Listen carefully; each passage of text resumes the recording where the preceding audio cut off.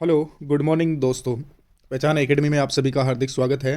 मेरे प्यारे दोस्तों और भाइयों, आप सभी से एक बात करने का मन कर रहा था, इसी वजह से मैंने ये वीडियो बनाई है। जो स्टूडेंट काफ़ी कॉन्फिडेंटली महसूस कर रहे हैं कि हमारा जो स्कोर है वो उस लायक है, उन लोगों ने अभी तक कट ऑफ की बहुत सारी वीडियोस और किसी भी तरह से उनको लग रहा है कि भाई हमारा जो प्रीलिम्स है वीडियो का वो निकल सकता है, तो उन लोगों के लिए ये वैल्यूएबल रहने वाली है वीडियो। मैं आप सभी को इसीलिए मैंने थंबनेल में लिखा है कि अगर ग्राम विकास अधिकारी बनना है तो ये वीडियो देखना बहुत ज़रूरी है। यहाँ पर मैंने मोस्ट एक्सपेक्टेड कट ऑफ जो लिखा है, हालांकि मैं यहाँ इस वीडियो में आप लोगों को कट ऑफ नहीं बताने वाला हूँ। ये सिर्फ एवरेज स्कोर के ऊपर डिपेंडेबल वीडियो है और इसके अलावा मैं आप लोगों को बताऊँगा आगे की स्ट्रेटेजी आपकी क्या होनी चाहिए ताकि आप वास्तव में ग्राम विकास अधिकारी पद है उसे अचीव कर पाएँ। तो यहाँ पर मेंस के सिलेबस के अकॉर्डिंग भी बातचीत करूंगा कि अभी आपको क्या करना चाहिए, कौन सी स्टेप फॉलो करनी चाहिए। अभी चुपचाप बैठे रहने में कोई फ़ायदा नहीं है। यही वो टाइम है जो टाइम आपको वीडियो बनाएगा। सीधी सी बात यह है। इससे पहले अब इसके बाद में क्या होगा कि जैसे ही अब रिजल्ट आएगा, सिलेबस आएगा, नोटिफिकेशन आएगा मेंस के लिए, फिर आपको प्रोसेस बताया जाएगा, आप उस सिलेबस का अध्ययन करेंगे, वो सारी चीज़ें हैं। तो उससे बेटर है कि उससे पहले, यानी युद्ध से पहले उसकी तैयारी ज़रूरी है। युद्ध से पहले हमें हमारे हथियारों की धार चेक करनी है, हमारे हथियारों की धार चेक करनी है, हमें हर चीज़ चेक कर लेनी चाहिए, हर चीज़ को कंप्लीटली तैयार करके रख लेना चाहिए युद्ध में जाने से पहले। उसी तरह से वीडियो मेंस के पेपर को फेस करने से पहले आप लोगों को अभी क्या करना है ताकि ये जो खाली समय जाएगा उसमें आप अपने आप को एक अच्छे लेवल पे ले जाएं और आप एक रैंक या फिर आप अपनी सीट है उसे पक्का कर पाएँ वीडियो की लिस्ट में। ठीक है। इसके अलावा देखिए, अभी भी वक्त है, मैंने ये चीज़ बोली है।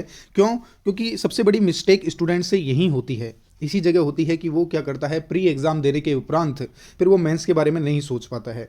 वो सिर्फ प्री दे लिया, अब प्री का रिजल्ट आएगा, फिर उसके बाद में वो उसके सिलेबस पे फोकस करेगा, तब जाके वो स्टडी करेगा और फिर उसके बाद में उसको 1-2 नंबर से वो रह जाता है और फिर वो क्लियरिफाई नहीं कर पाता है उस एग्ज़ाम को।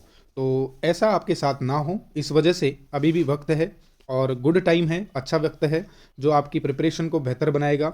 इसीलिए अभी से आपको वीडियो मेंस की तैयारी शुरू कर देनी चाहिए। अब बात यह है कि वीडियो मेंस की तैयारी करें कैसे, क्या चक्कर है, मतलब क्या चीज़ें हैं जिनको हम पढ़ें इस टाइम पर, या वीडियो मेंस के लिए कुछ दिखाया नहीं गया है बोर्ड की तरफ से, कुछ ऐसा हमने पहले भी नहीं देखा है। अब इसको इसके लिए पढ़ना क्या चाहिए कि जिससे मेरी मेंस की तैयारी है वो हो जाए और ये जो खाली टाइम है ये मेरा नहीं गुजरे, इस तरह से बेकार ना जाए। तो आपको अभी सबसे बेस्ट काम जो करना है मैं आपको बता रहा हूँ। सबसे पहली बात, तो इस वीडियो को देख रहे हैं तो हम इसमें ज़्यादा टाइम नहीं लेंगे कि वीडियो मेंस का सिलेबस है उसके बारे में मैं बात करने वाला हूं। दूसरी बात, आपको उसको पढ़ना कैसे है, साथ साथ में थोड़ा छोटे छोटे पॉइंट है ये भी मैं बताऊंगा। और पहले सबसे पहले तो आपको ये जानना ज़रूरी है कि जो आप तैयारी करने जा रहे हो, जो अगला स्टेप लेने जा रहे हो, उस स्टेप से पहले आप उसके लायक हैं कि नहीं, आपकी एलिजिबिलिटी है कि नहीं, तो वो चीज़ भी आपको जान लेना चाहिए। मेंस के लिए आवश्यक रेंज, स्कोर रेंज की मैं बात कर रहा हूँ। जिस स्कोर रेंज में अगर आप लोग आते हैं तो ये मान लीजिए कि श्योरिटी है। श्योरिटी भी क्यों बता रहा हूँ, तमाम आप लोगों ने वीडियोस देखी हैं, बहुत सारे ऐसे मीडिया प्लेटफॉर्म्स पर आपने इसके एक्सपेक्टेशंस देखे हैं कट ऑफ को लेकर के। लेकिन यहाँ पर सिर्फ और सिर्फ आपको बात बताई जा रही है कि इस रेंज में जितने भी स्टूडेंट हैं वो मैं कैटेगराइज नहीं करूंगा इनको, लेकिन मोटा मोटे तौर पर इनको कैटेगराइज करके आप लोगों को बताने जा रहा हूं। मेंस के लिए आवश्यक स्कोर रेंज है जो जनरल कैटेगरी की है। यदि मान लीजिए, मैं बहुत लंबा स्कोर बता रहा हूं इसमें, ये है 50 से लेकर के, अगर किसी स्टूडेंट के 60, यानी 50 से लेकर के 60 के बीच में है ना, मैं ये कहूँगा कि 50 से 55 ही मान लीजिए, बीच में आपने इसको 55 मान लीजिए। तो यानी 50 से 55 या 55 से 60, यानी 50 से 55 न्यूनतम रेंज है। इसी रेंज में जिन स्टूडेंट्स के नंबर आ रहे हैं वो निश्चित तौर पर मेंस की प्रिपरेशन स्टार्ट कर दीजिए। उसी में फ़ायदा है, उसी में आपका वीडियो बनने का जो चांस है वो 90% अबोव हो जाएगा। तो ये आप लोगों को मानना है, क्योंकि जो स्कोर रेंज रहने वाली है वो इससे ज़्यादा नहीं रह सकती। ठीक है, इससे ज़्यादा स्कोर रेंज आप लोगों की नहीं रह पाएगी। इसलिए ये बीच में ही दोस्तों कुछ और आ चुका है वीडियो में, कोई बात नहीं। यहाँ पर स्कोर रेंज की बात मैं कर रहा था कि मैंने आपको बताया था 50 से 55 का स्कोर, जो भी कौन, ये जनरल कैटेगरी की मैं बात कर रहा हूँ। किसकी? जनरल कैटेगरी की बात कर रहा हूँ। अगर मान लो कि जो स्टूडेंट हैं जो 40 से ऊपर नंबर लेकर आ रहे हैं, वो चाहे किसी भी कैटेगरी के हों, 40 से ऊपर नंबर जिसके हैं, 40 से 50 ये हों और इसमें हों SC ST वाले कैटेगरी के लोग हैं, तो इन लोगों को बिल्कुल भी परवाह करने की आवश्यकता नहीं है। उन्हें सीधा फोकस अभी अपना जितना भी टाइम है उसे मेंस में लगा देना चाहिए, क्योंकि अगर इतना स्कोर आप लोगों के बन रहा है, ये मान के चलिए, क्योंकि कहीं ना कहीं नेगेटिव भी नहीं थी, नेगेटिव मार्किंग भी नहीं थी, लेकिन पेपर का टफनेस जो है वो ज़्यादा था, तो इस वजह से कट ऑफ का रेंज इसी टाइप का रहने वाला है। ठीक है। अब बहुत सारे स्टूडेंट ऐसे कहेंगे कि नहीं, यूट्यूबर्स ने तो पिछली बार कट ऑफ है जो SI के लिए 204 नंबर कुछ ऐसी कट ऑफ बताई थी, लेकिन वहाँ पर कट ऑफ गई 233। तो यूट्यूबर्स इस तरह की कट ऑफ प्रेडिक्शन करते हैं जो गलत होती है। तो ऐसा नहीं होता है दोस्त, ऐसा हो सकता है कि बहुत सारे करते हों, लेकिन अधिकतर सभी पाँचों उंगलियाँ समान नहीं होती हैं। तो आप लोगों को इसीलिए मैंने कट ऑफ की वीडियो नहीं बताई, सिर्फ और सिर्फ आपको स्कोर रेंज बताई है कि अगर इतने स्कोर में आप लोगों का स्कोर है तो आप लोग मेंस की प्रिपरेशन कीजिए, ये बेकार भी नहीं जाने वाली है। ठीक है दोस्तों, तो मैंने इसको रेंज बताई है। अब आपको देखिए जरा, मैंने आपको प्री वाला जो सिलेबस है वो आपको स्क्रीन आउट किया है, यहाँ पे स्क्रीन पे दिखाया है, आप लोगों ने देख लिया होगा, इससे परिचित होंगे। प्रारंभिक परीक्षा के लिए 100 अंकों का 2 घंटे का पेपर, और ये सभी अंक समान, नेगेटिव नहीं। ठीक है। यहाँ पे जरा आप एक चीज़ फोकस कीजिए कि क्या प्री में जो सब्जेक्ट होते हैं, आज तक जितनी भी मेंस की एग्ज़ाम हुई है, यानी प्री के बाद में जितनी भी मेंस की एग्ज़ाम हुई है, उन एग्ज़ाम्स में कितने सिलेबस में चेंजेस आए हैं, ये बात फोकस करने वाली बात है।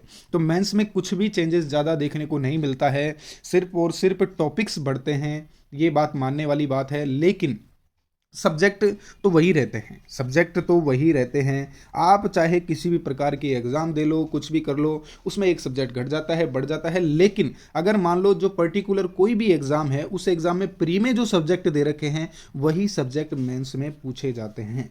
इसके 95% चांस होते हैं कि प्री में जो सब्जेक्ट है वही मेंस में पूछे जाते हैं। अब देखिए, ये हवा में बातें करने की तरह नहीं है, क्योंकि ये सब्जेक्ट जाएंगे कहाँ, क्योंकि आप खुद इस चीज़ का अनुमान लगा सकते हैं, अपने स्वयं ज्ञान से इस चीज़ का अनुमान लगा सकते हैं कि जो ये सब्जेक्ट हैं, जो प्री में जो विषय थे, इन विषयों के अलावा भी कोई विषय ऐसा हो सकता है कि जो मेंस के लिए हो।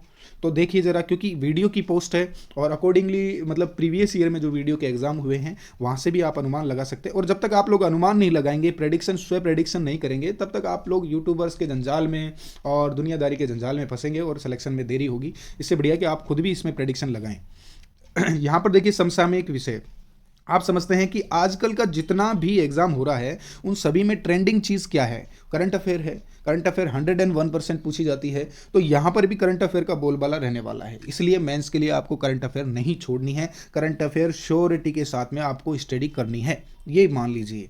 ठीक है, करंट अफेयर एक विषय हो गया है। अब आप ये कह सकते हैं कि यार करंट अफेयर में कौन कौन से टॉपिक पढ़ने हैं, तो मैं ये कहना चाहूँगा कि 100% जो मेंस का सिलेबस आएगा आप उसमें यही सब्जेक्ट देखिएगा, यही टॉपिक्स आएंगे। तो ये का ये टॉपिक है जो करंट अफेयर का रहने वाला है। अब आप ये भी कह सकते हैं कि सर प्री में तो सिलेबस में से पूछा ही नहीं गया, ये तो बात सही है, सिलेबस में से तो नहीं पूछा गया, लेकिन ये बात भी तो कहीं ना कहीं सही है कि सब्जेक्ट में से पूछा गया, विषय से संबंधित चीज़ें पूछी गई हैं, उनके पीछे कहीं ना कहीं लिंक्ड हैं क्वेश्चंस।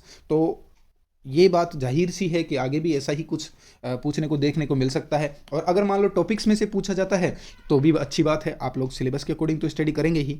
यहाँ पर मैंने बात की थी करंट अफेयर की, तो करंट अफेयर तो आप बिल्कुल same as it is men's के लिए इसको मान सकते हैं। आगे भूगोल और प्राकृतिक संसाधन, ठीक है ना, तो भूगोल और प्राकृतिक संसाधन में इसके अलावा कुछ नहीं है भैया, इसके अलावा कुछ ही नहीं आ सकता। बताओ कौन से टॉपिक बच रहे हैं इसके अलावा, इसके अलावा भूगोल सब्जेक्ट के अंदर और प्राकृतिक संसाधन में कौन से टॉपिक्स बचते हैं भाई। इसके अलावा भौतिक विभाजन वगैरह है। अब देखिए, सबसे बड़ी तो पहली बात तो सबसे बड़ा टॉपिक तो इसमें ये हो सकता है कि विश्व की भौतिक विशिष्टताएं और भारत की जो भौतिक विशेषताएं हैं, विश्व में भारत भी आता है तो भारत की भी भौतिक विशेषताएं हैं, तो यही सबसे बड़ा भूगोल होता है। भूगोल मेन रूप से यही होता है, विशिष्ट विशेषताएं जो होती हैं इन्हीं को पढ़ना एक भूगोल तरीके से मान सकते हैं कि सिलेबस में ज़्यादातर यही से क्वेश्चन बनते हैं। तो सीधी सी बात है कि इससे अलावा कुछ सिलेबस नहीं होगा, भूगोल का भी सेम टू सेम रहने वाला है। और अगर होगा भी ना तो एक दो टॉपिक कुछ और इंक्लूड होके आएंगे, लेकिन ये टॉपिक उसमें जरूर मिलेंगे आपको, मेंस में ये टॉपिक्स जरूर मिलेंगे कंप्लीटली, ये ध्यान रखना। इसलिए भूगोल सब्जेक्ट भी सेम टू सेम रहने वाला है। ठीक है, इसके अलावा बात करूंगा मैं आगे आगे आप मान सकते हैं कि जो आर्थिक की बात कर रहा हूं मैं, इकोनॉमिक सब्जेक्ट की बात कर रहा हूं, आर्थिक समीक्षा कह दो या कुछ भी कह सकते हैं। तो यहां पर देखिए कुछ टॉपिक ऐसे हैं जो वीडियो की पोस्ट से संबंधित टॉपिक्स हैं, जैसे वाणिज्य, खाद्य फसल वगैरह होती है, एग्रीकल्चर होता है, उद्योग वगैरह, सिंचाई वगैरह, परियोजना वगैरह, बंजर भूमि विकास परियोजना वगैरह होता है, मरुस्थल जनजाति, है ना, ये इनकी अर्थव्यवस्था, उद्योग संबंधित, ये राजस्थान में जो भी चीज़ें हैं इनसे संबंधित ही चीज़ें पूछेगा, क्योंकि ग्राम विकास अधिकारी के बारे में आपसे भर्ती ली जा रही है। तो यहाँ पर सीधी सी बात है जो उससे संबंधित पूछेगा, तो यहाँ पर जो आर्थिक विकास जो भी आएगा, समीक्षा जो भी आएगी तो इससे रिलेटेड आएगी। थोड़ा करंट को अगर आप कनेक्ट करके पढ़ते हैं तो इसमें ज़्यादा फायदेमंद ये टॉपिक रहने वाले हैं। जितने भी टॉपिक हैं इन सभी को आपको करंट रिलेटिव करना है। अगर आप इस तरह से पढ़ेंगे तो 101% है कि आपका जो भी क्वेश्चन इस सब्जेक्ट में से बनेगा वो गलत होने का 0% चांस है, वो मतलब गलत होगा ही नहीं। ठीक है, तो यहाँ पर तो ये सब्जेक्ट भी बिल्कुल क्लियर है। मेंस के लिए आपको ये का ये पढ़ना है। इतिहास की मैं बात करूँ तो इतिहास बिल्कुल सेम एज इट इज़ रहेगा। इतिहास होता है और आप जानते हैं सभी लगभग सभी एग्जाम्स में पूछा जाता है। आप लोगों को अभी चलो कोई बात नहीं, आप लोग ये टॉपिक्स छोड़ सकते हैं लेकिन आप विषय मत छोड़िए। मेंस के लिए अभी से विषय डिस्कस करना स्टार्ट कीजिए, इतिहास और संस्कृति, तो ये ज़रूरी है पढ़ना। ये भी मेंस में पूछा जाएगा 100%। अब इसके अलावा नीचे की बात करूं तो देखो रीजनिंग भी आपको मेंस में पूछी जाएगी। ऐसा नहीं हो सकता कि आपसे रीजनिंग ना पूछी जाए, ये कभी मतलब पॉसिबल नहीं है। रीजनिंग 100% पूछी जाएगी, तो आप रीजनिंग के ऑल टॉपिक्स पढ़िए। इसके अलावा जो ये विश्लेषणात्मक है ये रीजनिंग से संबंधित टॉपिक हैं। इसके अलावा जो आपका अंग्रेजी हिंदी गणित है तो इसमें भी देखिए मेंस में हो सकता है कि आपकी इंग्लिश हटा दें, हो सकता है मेंस में इंग्लिश हटा दें, लेकिन ये भी है कि नॉर्मल इंग्लिश जरूर पूछी जाएगी। पैराग्राफिक कॉम्प्रहेंसिव इंग्लिश पूछा जा सकता है, रीडिंग कॉम्प्रहेंसिव से रिलेटेड। तो इसमें भी आप लोगों को ये तीनों चीज़ें भी कंप्लीट रखनी है क्योंकि ये चीज़ें भी पूछी जाएगी। मैथ भी 100% पूछी जाएगी और ये प्रशासनिक व्यवस्था तो पूछी जानी है और ये भी पूछा जाना है। अब मैं आपको लोगों को आप कहेंगे कि सर आपने तो क्या किया, जो प्री का सिलेबस था वही हमें दिखा दिया। ठीक है, यही बात कहेंगे और जाहिर सी बात है कि बात भी यही है, मैंने प्री का ही सिलेबस आप लोगों को दिखाया है। तो यहाँ पर बात ये है भैया कि जो फोकस करने लायक बात है ना ये यही है कि प्री के ऑल सब्जेक्ट्स आप लोगों को देखने को मिलेंगे एग्जाम में। ये सारे सब्जेक्ट जितने भी हैं ये सारे के सारे सब्जेक्ट आपको मेन एग्जाम में देखने को मिलेंगे। हो सकता है इंग्लिश को छोड़ करके, तो कोई बात नहीं, आप इंग्लिश की प्रैक्टिस ना भी करें तो भी आप एक सब्जेक्ट को ही पकड़ लें। एक भी सब्जेक्ट की अगर आप प्रैक्टिस करते हैं सिलेबस आने तक तब भी आपकी तैयारी या फिर आप बहुत सारे स्टूडेंट से आगे निकल जाओगे।